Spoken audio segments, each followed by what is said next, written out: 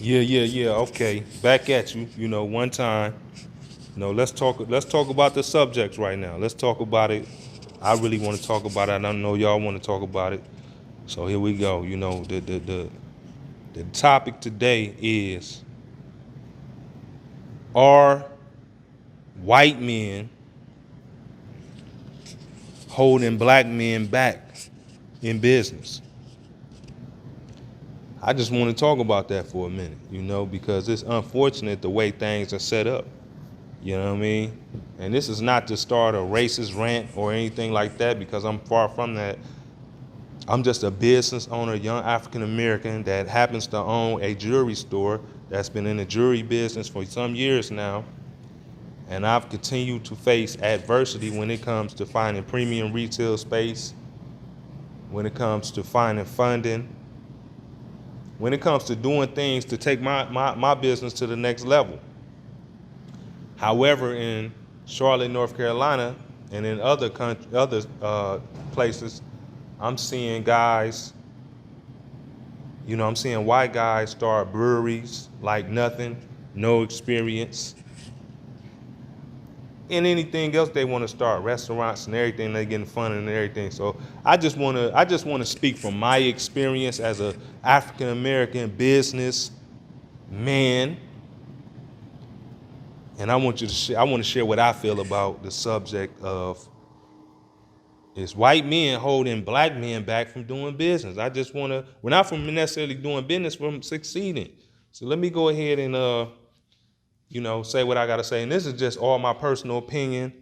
Um, and hopefully it's not taken the wrong way. It's just facts. Hopefully some of y'all understand what I'm saying, and maybe some of y'all won't. But I just feel like it's time for me to speak out. When I say it's white men holding black men back, let's get on that subject real quick, okay?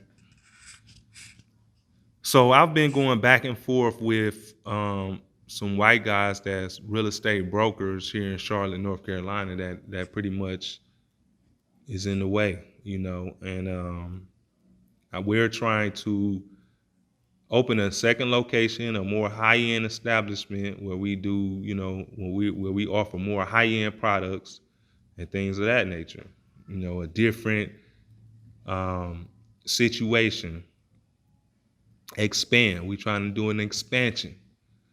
And what I'm seeing is a new age segregation, a new age of, if you're black, you do business over here. And if you're white, you'll do business over here. Now, mind you, all the white, predominantly white areas are taken off. That's the place to be. And those used to be black areas. Due to gentrification, now they're white areas, and you don't see black businesses in those white areas here in Charlotte, North Carolina. So I've taken it upon myself to try to break into the market, into the jewelry market, okay, and to try to break into premium real estate opportunities. So you're probably saying, what is this guy talking about? Is white men holding black men back from doing business, from succeeding, doing business, right? One of my main issues right now is all my whole career in business, I've always had to, all up to today, I've always had to answer or try to impress or try to certify or try to um, authenticate myself to Caucasian white men or women. It's never in my years of business, which have been over 20, been a situation where I have been faced with a African American that was in control of real estate, banking opportunities, funding opportunities, um, really investment opportunities either, where the door has been open for me to do business on a high level, not a low level, but a high level. Um, particularly there hasn't been any opportunities for me to do business on a level where I have to be approved by African American individual that owns or participates in some type of equity group where he could say or she could say yes or no, you deserve a chance, or no, you're not fit for the situation. There's always been a white person that I've had to get the yes or no from or get the answer from. And that's, it was already a problem years ago, but now it's becoming even more a problem because it's like, when do we as African American get a chance to demonstrate our potential and our abilities without a white person saying yes or no? Okay. So right now, what I'm facing personally, I'm gonna just speak from personal experience. What I'm facing personally is the fact that we're dealing with brokers, loan brokers as well, real estate brokers, loan brokers, loan officers that are predominantly white. Okay. And let's just deal with the real estate for a minute. Here in Charlotte, there's three, and I mentioned this in the prior video, it's three guys that pretty much run the real estate, period, here in Charlotte. These guys are the ones that visualize, conceptualize what they want to see here. Basically, to break that down, they decide if they want to see big business, small business, white business, black business, whatever. And from what I'm seeing right now, they have a priority over white business and breweries. So just for an example, we have an area called South End here. South End used to be a black area. It used to be an industrial area as well. They have some projects, two sets of projects over there. One Southside Homes and Broke Hill, or some would call it Brook Hill. But now it's all condos and breweries and more breweries and bars. And now it's segregated to the point to where if you black and you go over there and try to participate in that, you're pretty much alienated and you feel funny going over there. This is the upcoming trending area, South End, right? So me being new to Charlotte, 10 years or so, I'm trying to break into that market because we need high-end jewelry stores over there. People have substantial income in that region, and that's where you want to be, where people have the posh areas. You want to be there with jewelry with different offerings. Well, I'm battling back and forth because the brokers are all white, the owners are all white, and it's like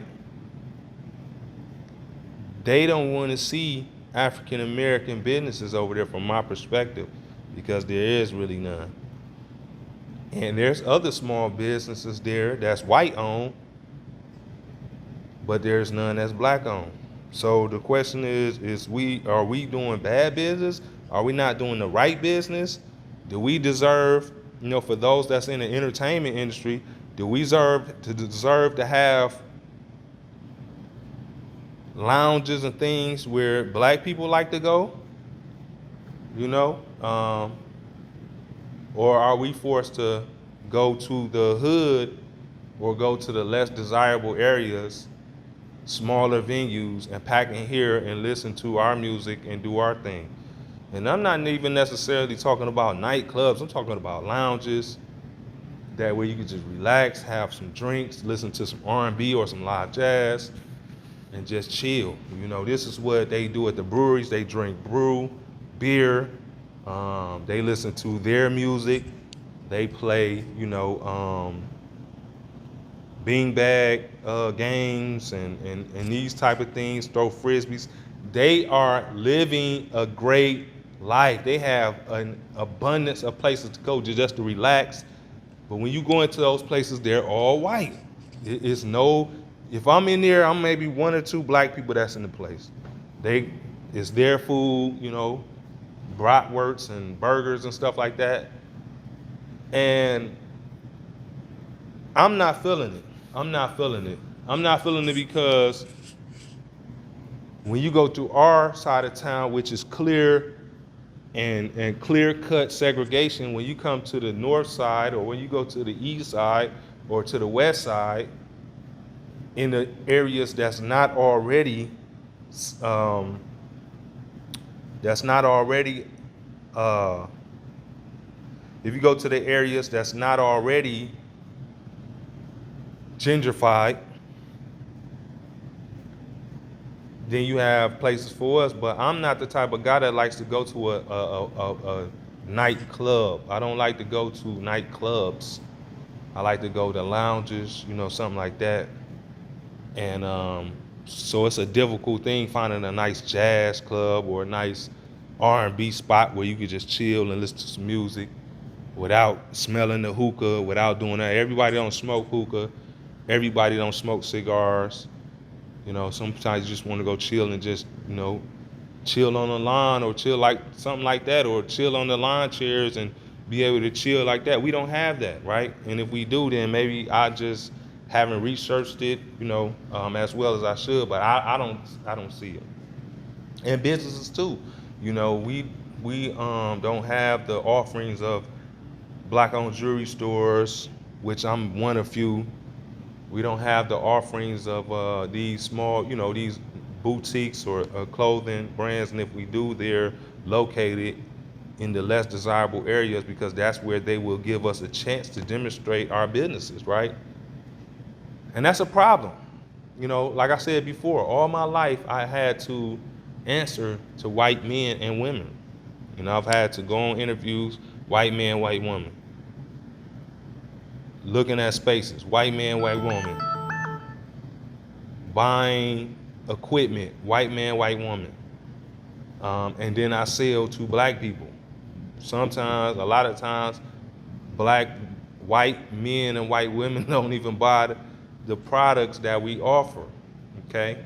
And we're working to change that, and it's a shame that we have to go behind the scenes in order to get the type of sales we need, because people a lot of times will dismiss us just because we are African American, right? So we're dealing with a lot of things here, and when I say, you know, I know it'll be a lot of backlash, but at this point, you know, it is what it is, because we have to bring it to the forefront. You know, we are being treated less than in America. You know, a lot of, you know, I know the Asian hate thing is happening, and I'm sorry to hear that, for real. That shouldn't happen. These are things that we've been struggling with for many, many years. You know, we still continue to struggle with that now. You know, we're not getting an equal chance here in America. Yes, we can force our way. Yes, if you're educated, you can force your way. But even in corporate America, I worked in corporate America for years. It's still segregation. You see the black people with the black people, you see the white people with the white people. It's all geared towards white people. Everything is geared towards white Caucasian Americans. I'm sorry to bring it out like that, and I may get some backlash for this video. I'm not preaching white hate. I'm not preaching any type of racist anything. I'm just telling the facts. And with the gentrification, now they're taking our neighborhoods that was poor, that was trashed, and now they're turning into beautiful environments, master plan communities, and we cannot afford them. You know, they're pricing us out of our own communities and turning those into nice communities. And then what do we have? I feel like I'm kind of tired of answering to or having to prove myself to white Americans. I'm just the way I feel. You know, I'm just tired of it, you know. When do we get a chance to create our own communities? When do we get a chance to create our own environment? We have some of the biggest spending power, and we are so proud to take it to different cultures. So I own a jewelry store now. I'm in it right now, and people come to me and they're so proud to go to Johnny Dang. They're so proud to go to these other jewelry guys. And I'm not jealous of the jewelry guys. It take a long time in the jewelry business to really come up. But when do you become proud to spend money with your own culture? When do white people feel proud to spend money with black-owned businesses and post that and show that and they flood the door buying merchandise, and helping out a culture that's been set back. Look at the streets. You see our African Americans, young men across the country walking around as if in zombie land, as if in, straight poverty ridden individuals that have lost their minds. You wonder why they have lost their minds. We've been suffering for many years in poverty. We don't have the structures that Caucasian Americans have. For the most part, the family structures have been destroyed. The communities have been taken over. The business area, it's only 3% of African American businesses here in Charlotte. Atlanta is something different. DC is something different. But I'm just basically speaking on not only here, but my experience as an African American man and doing business for over 20 years. It's always been a ceiling.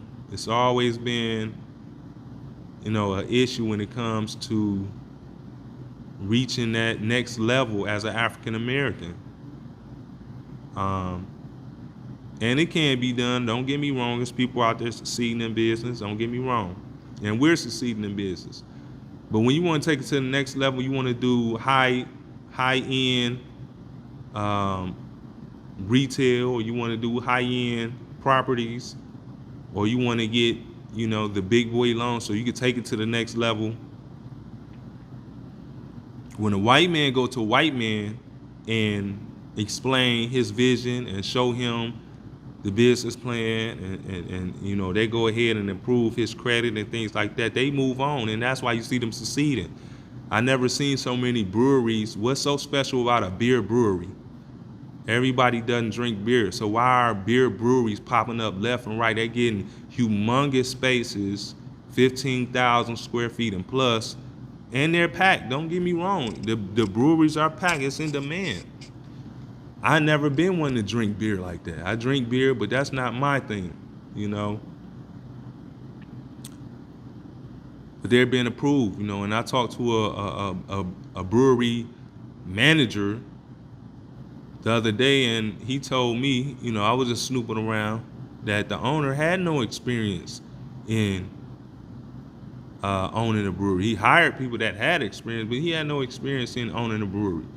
So now he was able to get into this space, and I don't know all of the details, but he made it happen. And now he has this huge brewery, but he never had experience with a brewery. He just had a great idea, and he chased that ideal. I'm almost afraid to say that I just want to start a jazz club out the blue, because I already know the uphill battle that I'll face, because I'm already facing it here, just trying to have a upscale jewelry store in a second location. I have to prove this, I have to prove that, and that's okay. But it really, ultimately, I'm able to prove all of that. It really boils down to the trust and the belief that I'll be able to succeed as an African American jeweler. Will I be able to succeed? And when white men and white women think about that subconsciously, I think they really go back to what they're seeing on TV, what they're seeing in the streets, what they're seeing on the news. And ultimately, it's like, we don't want to waste our time or waste our owner's time or our client's time, with this. Because when we go to the older and more successful, rich Caucasian Americans, then it's almost an automatic, no, don't bring that to us. But we can get ice cream places, white on ice cream places, and white on, beauty salons and things like this to be able to put in high end places. And that's because white people, they spend money with white people. Let's just face it. White people spend money with white people. That's just the bottom line. So that just had me bothered today. And I thought about that. I said, every opportunity that I ever had in business, in corporate America, it was a white person looking down at me, trying to figure out if they wanted to allow me to do this. They control the narrative, but we have to change that. And unfortunately, for me personally, if it takes me moving to Dubai or moving to somewhere in Africa or somewhere in South America for me to be uninhibited, no holds barred, and being able to do business at a high level or the highest level in that region, then that's what may have to happen. Because I feel like the whole time I've been living in America, all my life, the opportunity has been there, but at a certain point, it's at a certain point. And the successful African Americans are so, when I say successful, I'm meaning in business, not in like corporate America, are so far in between that it's hard to connect with them. It's hard to really build that alliance. It's hard to build that alliance, and even they have subpar real estate or subpar things of that. And I'm not talking about Atlanta. That's a whole different animal, a whole different beast. I'm speaking on Charlotte, North Carolina. I'm speaking on Chicago, Illinois. I'm speaking on Salt Lake City, Utah. I'm speaking on California. I'm speaking on these different places where it's hard for the African American man and woman to really rise up and really do what we want to do and really prove our talents and show our skills in order to create revenue. When I went to Dubai, and it's a video, I'm gonna work on more videos about that. When I went to Dubai, I didn't feel that. I went to Dubai, looked at some retail spaces. They were so happy to show them to me. They was pressuring me, trying to get me to, sign up, link up with them. They wanted me to do business. In the Dair right now, off the Dair in Dubai, they want people from other countries to come and do business with minimum paperwork and minimal investment. And this is one of the richest countries in the world. They just want the diversity. I don't see that here in America. I don't see the it's a lack of diversity, if anything, and we're being blamed for our minute past and the things that we don't have as adults, but it all comes from broken families.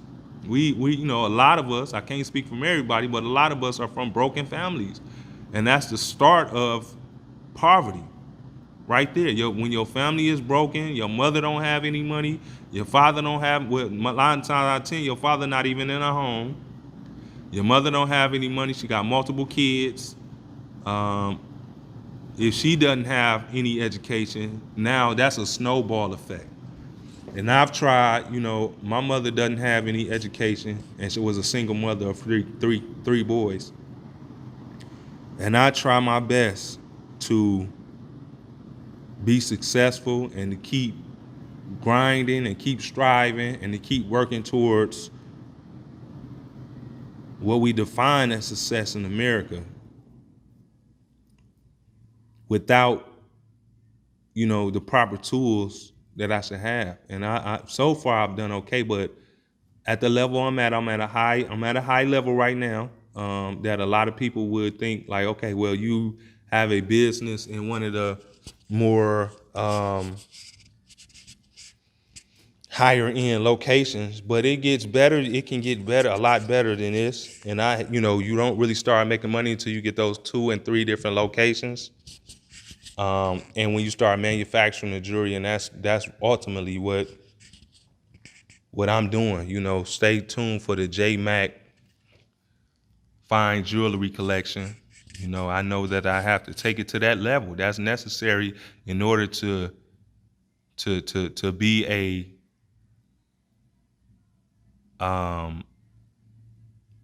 jewelry mogul, a big jewelry guy. We wear all these brands. We stand in line for Gucci. We stand in line for Louis Vuitton. Well, hopefully you'll be standing in line for some James Mac soon. Hopefully you'll be more than willing to support high-end black-owned products that still charge you at a premium rate. Because if you're going Louis Vuitton and you buy a hat for, $200 and $300, or you buy a belt for $200 and $300, then hopefully you will be more obliged to pay $200 and $300 for the same premium product, maybe even better, made in America or Dubai, possibly, and you will pay that knowing that you're now shopping and buying African American made products, and this is the goal. This is the goal. We have to be able to sit in front of our own in order to get opportunities. I want to see that in the future, or I want to be the guy that the young entrepreneurs or the young people that want to get in business, they can sit in front of me and get the opportunities and get the lessons or the directions that they need to, move on. It's in a particular situation I'm in here now with this store here in the epicenter. I wouldn't be here if it wasn't for a white lady striving for diversity inside of the epicenter, because the white males that's in management was telling her they didn't think it was a good idea. They just couldn't see a jewelry store inside of this entertainment complex. And she called them out on that. And here we are 5 years later. July 1st will be our 5-year anniversary. Through Corona and everything, we still made it through. So now it's time for me to speak out, because who knows, it may not even be about jewelry. For me, it may be about speaking out and being an advocate, so that we can get some inclusion into this economy, because we're here, but for the most part, we are the spenders. They market and they create products for us to buy. How many products do we create for ourselves to buy? How are we able to take control or tap into our own markets? Because we buy Jordans. They're not made by Michael Jordan. They made by Nike. We buy Louis Vuitton. We buy Gucci. We're making, Gucci rich, Louis Vuitton rich. And we're not even making them rich. We're just adding to what they already have put together. And it's taken many years for them to get that type of draw, that type of wave. But James Mac is the next big designer and the next big luxury brand that's coming out. I'm working on it now, so look out for that. Are white men and white women holding black men and black women back? From my perspective, somewhat, because they're the ones in the position. And we're not begging for anything, but we are asking for something, and that's inclusion. And that's fair treating, and that's stop the discrimination and stop the segregation. Allow us to buy property somehow. Allow us to buy property in our own communities that's being taken over, that's being re-gentrified, we would like to live there too. But for somebody that lived in a $50,000 or $60,000 house, and then you build $700,000 houses right next to their house, and their taxes go up significantly, and they cannot afford that, and then they get an offer of $200,000 and move on the offer. Well, maybe we should build them a smaller house or a house of the same significant value and allow them to have first dibs on buying that house, so they can stay inside the community and enjoy it just like you do. Because even the community that I own property in, they're taking it over, they're revitalizing it, rejuvenating it for themselves. They have entertainment districts for themselves, because I don't drink beer. So why would I go somewhere where it's all breweries and all beer and everybody's listening to country music? I don't listen to country music. Everybody, all African Americans, not violent. We are not all out just to listen to rap music. And yeah, I listen to rap music, of course. But that's not all that we want to listen to. We like to listen to live jazz. We like to listen to R&B and stuff like that. It's a lot of African American vegetarians. We are into different things as well. We would like to start. Some of us like to start breweries. I don't know if a brewery is not really my focus, but I do have my eyes on the live jazz lounge. I do have my eyes on a high-end location for the next wave of the J. Mac fine jewelry collection. It's going to happen. If Ralph Lauren could do it with clothes, if the other guy can do it with high-end jewelry, if they can sell you high-priced silver jewelry at a premium rate and you buy it, high-priced silver jewelry, we're coming with premium products. So be on the lookout, James Mac fine jewelry, and we're gonna come with that James Mac Jazz Lounge too, as well. So I could be wrong in what I'm saying. I'm pouring my heart out right now because it's something that's been bothering me as a businessman. I've been working towards premium location for about a year now, and we have everything in order. We have properties, we are qualified. We have great credit score, above 700, way above 700.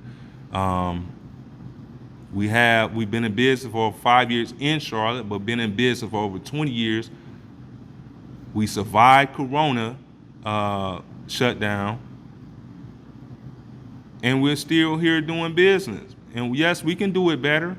We can do business at a better, but we're growing. We'll still continue to grow. So when do we get that inclusion? When do we say, okay, that's what's up? Let's go ahead and approve you for the $200,000-$300,000 loan. Because as African Americans, when somebody tell you go out and get an investor, if they don't want to give you a retail space, then what makes you think they're gonna invest in you and give you $1 million, or invest in $1 million in your business? You know what I mean? It's hard. They go out and look for athletes and things to invest in their tech companies and things of that nature. But if there are investors out there that would like to invest in my business plan and my future and what we have going from a luxury brand perspective, from a new investment venue perspective, please feel free to contact us, because we do have something to offer, and we will be making millions of dollars here shortly. Period. I want to thank you for your time. Like I said, I don't want to make this a racist rant. That is not that. I have white friends, but we want to bring to attention that it's starting to feel like the black African American men and women is at the bottom. The African American woman is much higher up than the African American man.